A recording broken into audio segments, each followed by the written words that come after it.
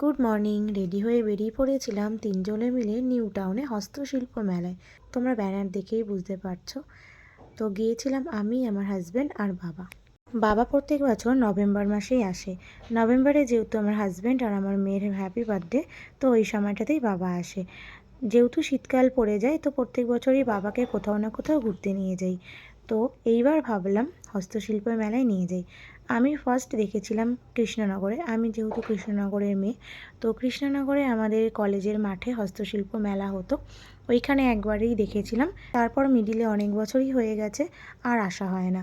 যেহেতু আমার বিয়ে হয়েছে কলকাতা মুকুন্দপুরে, তো মুকুন্দপুর থেকে নিউ টাউনটা প্রায় অনেকটাই দূরত্ব, তো তার জন্যই আর আসা হয়ে ওঠে না।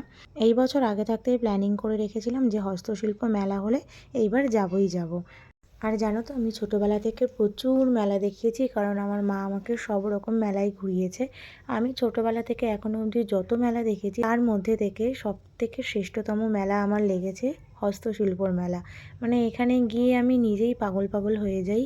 কোনটা কিনবো, কোনটা ছাড়বো, আগে থাকতে সব কিছু প্ল্যানিং করা থাকে, কিন্তু যখন আমি মেনলি মেলাতে যাই, যাওয়ার পরে এত জিনিস দেখি যে আসলে আমি কী কিনবো সেটাই ভুলে যাই।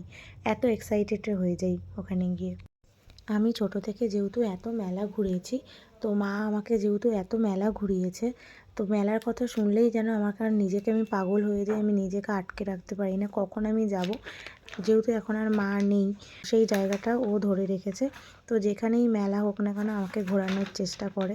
তোমাদের সাথে কথা বলতে বলতে গল্প করতে করতে দেখো অনেক কটা স্টল কিন্তু দেখা হয়ে গেছে। এখানে যে কটা স্টল ছিল, প্রত্যেক কটা স্টল এত ইউনিক, এত সুন্দর, এত ভালো লাগার, মানে তোমার প্রত্যেকটা স্টলে দাঁড়িয়ে থেকে থেকে দেখতে ইচ্ছে হবে, কিন্তু অত তো সময় নেই। আমরা যখন মেলাতে ঢুকেছি তখন একটা আর কি বাজে, তখনও মেলা অত খোলেনি।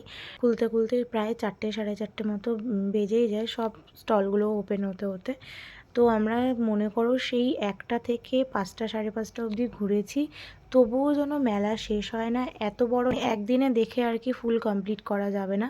তো আমরা এখান থেকে কিছু টুকটাক জিনিস কিনেছি, যেমন কান্তারাটা কিনেছি, কাঠের কিছু ট্রে কিনেছি, নাইট ল্যাম্প।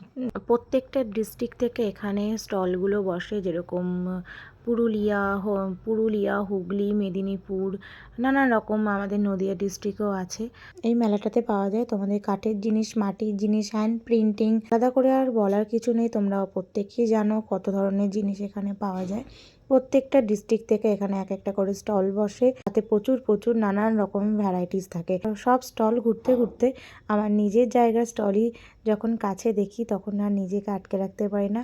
এটা হলো আমার নদিয়া ডিস্ট্রিক্টের স্টল, যেখানে আছে ঘূর্ণির মাটির পুতুল, নানান রকম ভ্যারাইটিস পুতুল। তোমরা যারা এই মেলায় আসতে চাও তারা কিন্তু হাতে প্রচুর প্রচুর টাইম আর ব্যাগ ভর্তি করে টাকা নিয়ে আসবে, যাতে তোমাদের মনের ইচ্ছা মতো করে কেনাকাটা করতে পারবে।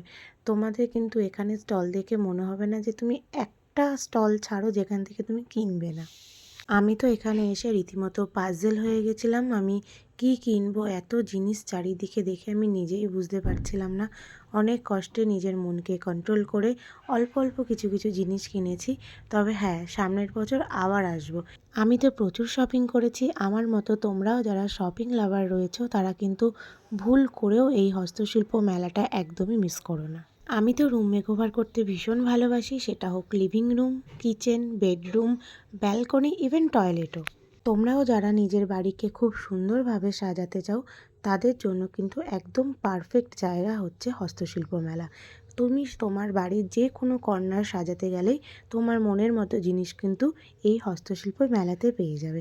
যেরকম আমিও প্রচুর শপিং করেছি বাড়ির প্রত্যেকটা কর্নার সাজাবো বলে। চলো, অনেক হয়েছে শপিং, অনেক হয়েছে ঘোরাঘুরি। এবার তো পেট পুজোর পালা। সেই দুপুর 1টা থেকে শুধু ঘুরেই চলেছি। এখন প্রায় বাজে 4:30 পৌনে 5টা মতো। এবার খিদে পেয়ে গেছে বাবা, আর পারছি না। মেলার ভেতরে স্টল থেকেই আমরা নিয়েছিলাম গরম গরম ফুলকো ফুলকো, কড়াইশুঁটির কচুরি আর আলুর দম।